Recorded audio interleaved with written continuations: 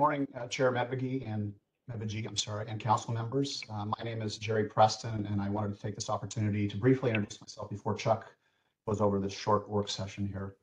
I'm the county's new environmental public health administrator. I report to Dr. Melnick, and I've been on the job for exactly 3 months as of today. It's been wonderful transitioning into such a dedicated team here at Clark County Public Health. I have formerly worked for the Oregon Department of Environmental Quality and Solid Waste Management, asbestos, underground storage tanks, and air quality programs. And Chuck and I actually had the opportunity to work together several years ago at DEQ. For today's work session, we'll be discussing a code change that would remove a requirement that we would no longer find necessary. So with that, Chuck, take it away. Good morning, Chair Medvigi and councilors. My name is Chuck Harmon. I am the program manager of our Water Resources Protection Team, and that includes our Onsite Septic program and our drinking water programs that we oversee here in Clark County. Thanks for the opportunity to talk to you this morning about a proposal that we want to eliminate, make a change to some of our code to eliminate a requirement for a notice to title for alternative on-site septic systems that is currently in the county code. I'll talk a little bit about the basis for it, the reason we think it's fine to make this change, and the benefits from it. So this is in a section of our code 2417-185 that lists different reasons that the public health requires that a notice of title is filed relative to a condition related to an on-site septic system. There are several reasons to notice the title for certain septic conditions, either the installation or a repair that didn't meet conforming code, et cetera. This particular requirement was put in place several years ago, I think late 90s, early 2000s. And this is a time when more alternative on-site septic systems were being put on the ground. So just really quickly, a little septic 101 for those that may not be familiar, right?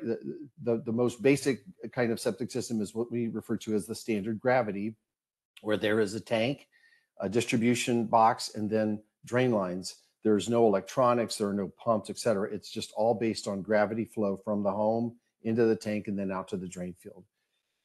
Alternatives are all other systems that above standard gravity.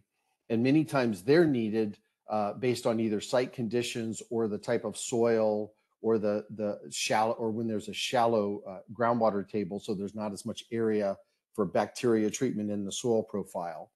So when there's an alternative system, and that can include pressure distribution, which is taking the effluent from the tank and evenly distributing it simultaneously across the drain field, to other pre-treatment options, such as aerobic treatment units, et cetera. So alternative systems, because they have more moving parts and electrical parts, require a more frequent inspection than standard gravity.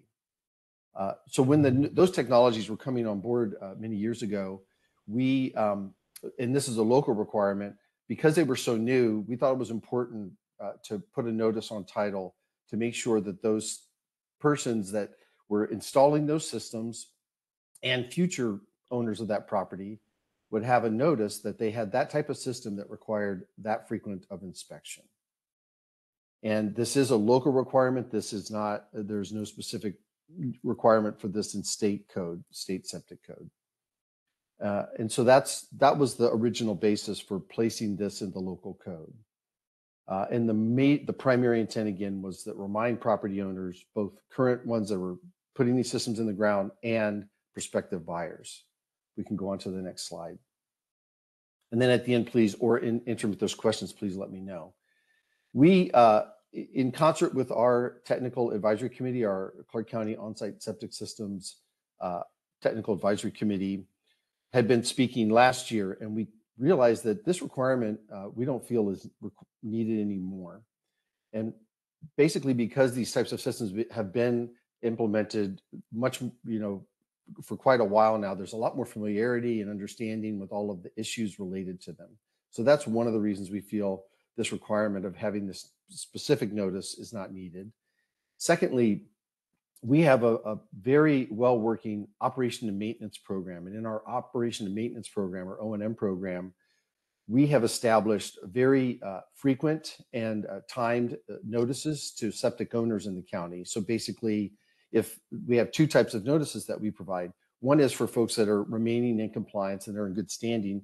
We just send them a reminder notice like, hey, your next inspection is coming up. Secondly, for those that are past due, that are behind on their inspection based on the frequency and code for doing those inspections, we send them a past due notice urging them to get their systems inspected.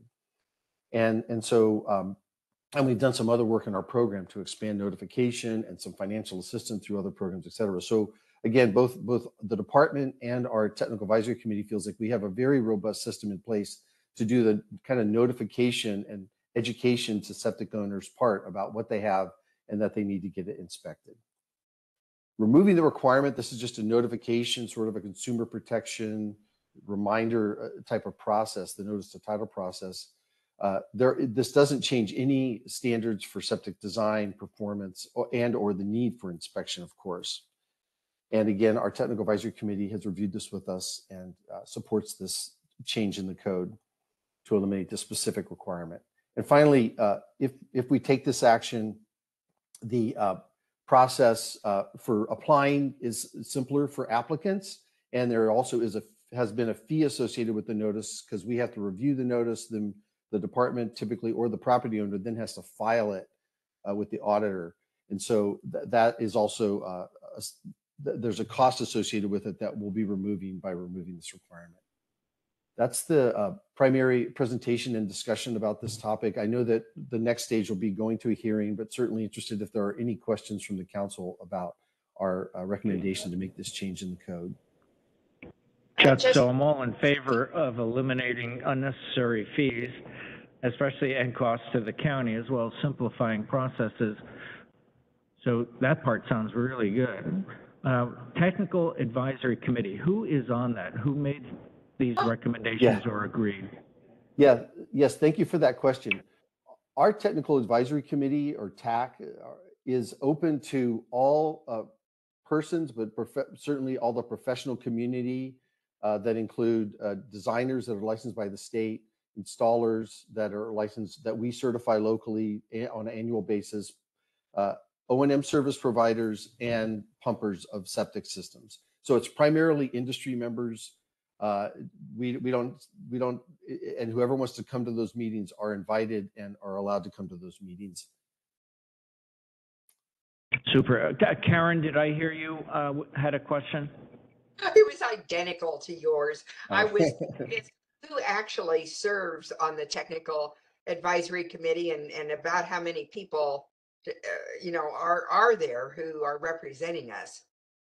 I will say that, thanks, that's a great question too. I will say that the advisory committee, I'll say that just from my experience, and I've been here since March of 2015, are definitely the designer engineer community is probably the most active folks in the county that are on that. And they're critical, right, because they have to do all the design work and stuff. Installers, we do get a good amount of installers, but I will say it's a lot of the same folks year after year. And we try to do things to encourage others. And we do sometimes get the service industry folks, but primarily designers and installers are the types of professionals that are mostly involved and that attend the meetings. Other questions? I have a question. I was wondering that same reason or the same question about the Technical Advisory Committee, because recently the council, I think it was about 3 months ago, attended the Lacamas Lake. They did a big long day production of doing all these different water resource groups, and one of them, I think towards the end, was ecology, talking about how septic systems were an issue in the state of Washington as to that they weren't being addressed and pumped. And there was a program that was established. It was kind of, I think it was like a catchy, kind of gross name, I think, with like a poop emoji. And what it did is it offset the costs for people who had septic systems in the state of Washington to assist with the cost of that. So I believe they made it sound like it was an issue in the state of Washington that people weren't doing their due diligence with pumping their septics. Yeah, I'll talk briefly about that. So I'll just start, and this is a short, I have a long diatribe about how septics are blamed for a lot of things. A failing septic will create public health issues and water quality problems if it reaches surface waters, for sure. The program that you're referring to is Poop Smart Clark. It is run by the Clark Conservation District. We are partners with them. Clean Water is also involved in that. And so we've been working together for probably 4 to 5 years now, and cooperating and sharing information and supporting each other. But that program is, the Clark Conservation District got funding from Ecology to fund inspections, maintenance, things like pumpings, and even some amount of funding for septic repairs.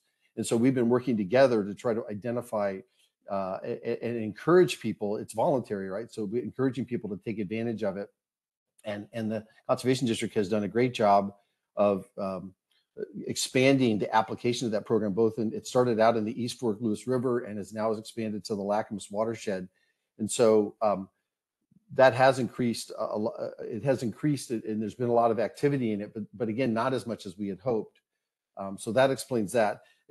But our commitment, and so just to speak to that, our commitment is when we find a septic system that has failed, our operation and maintenance program does a really good job of working with the property owners and hopefully getting them to cooperate and get a repair done.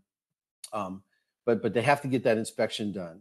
So that's an area where the work of the Poop Smart program and other outreach and other work that we do, we're working to improve the amount of compliance so that we can find and eliminate any systems that are causing either surface water or groundwater problems.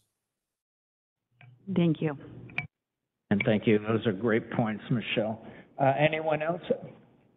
Yeah, Sue? Chair, I was just gonna echo the Go first ahead. comments and heap some praise on staff for eliminating something that doesn't need to be there. I realize that to make changes like this probably is fairly time consuming for you, and it generally would be easier to just continue to do things the way that you have. And it's one of my favorite things to do, sitting in the seat that I'm in, to be able to make things easier and less expensive for folks in the community. So I appreciate you bringing this forward, and certainly supportive. Thank you. So Marshall? Yes, thank you. I would just like to echo those comments about eliminating fees and simplifying things. I don't think this was on anyone's radar screen, and I think there's many little things that can come forward to help out in that process. But I was wondering about the steps involved if you send out a notification, and then what are the next steps before you get more actively engaged with the property owner? And just to clarify, you mean like a notification of the notifications that we send out about inspections, or? Yes. Okay. Yes. Yeah. Again, normally we send out the reminders and notices, and we're not, for the most part, enforcing on inspection frequency. I didn't mention this detail earlier, but for standard gravity, it's every 3 years, and this is in both local and state code. For pressure distribution locally, and this is only a local, it's every 2 years. And then for all other alternative, it's every year. I will add that, so just to answer the first part, there is, when we do a notification, we don't take any additional action. They may just get another reminder notice or past due notice when that period comes up again. Through the program, though, through the Poop Smart program, because we're using data that's been collected in the watersheds and in the streams by the Clean Water Program folks in Public Works, we are focusing efforts, and we are where we have in that program where we do have known, and there's technology that can differentiate between the source of the fecal matter that's found in stream or the bacteria. We are directly notifying those folks and putting on a stronger compliance process for those, so that we can hopefully remove for systems that haven't been inspected that are near where there are human source fecal matter. Sorry for the kind of gross terminology, but that's what we're doing. And so we are working on that where we have the data that indicates we need to take a stronger action to engage with those owners, get those inspections done so we can either get them repaired or eliminate them as a possible source. Great. And I know the Conservation District, they just operate with property owners on a voluntary basis and have been doing a great deal of outreach. And their, I don't know how long their grant funding goes, but it is grant funded, so there may be a time when the grant funding runs out, and so that would be a concern. But I would be supportive of eliminating this notice. I think there's plenty of opportunities for a property owner to understand what kind of sewage system they have on their property. So thanks for bringing this forward. Yeah, you're welcome. Thank you. Okay, so do you have what you need from us to move forward?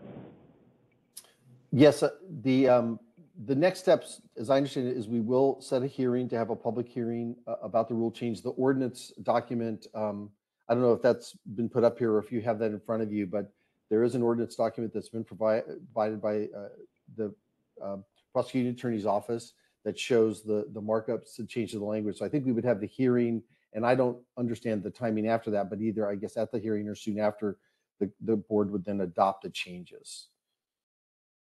Super, thank you. And so that would conclude this work session. Amber, we only have this one work session, is that correct this morning? Correct, yes. Okay, That is any it for us. concluding comments? Otherwise, I think we'll be adjourned until 1, I almost said 1 a.m., 1 p.m. For council time. All right, we'll go ahead and adjourn. We'll see you at 1.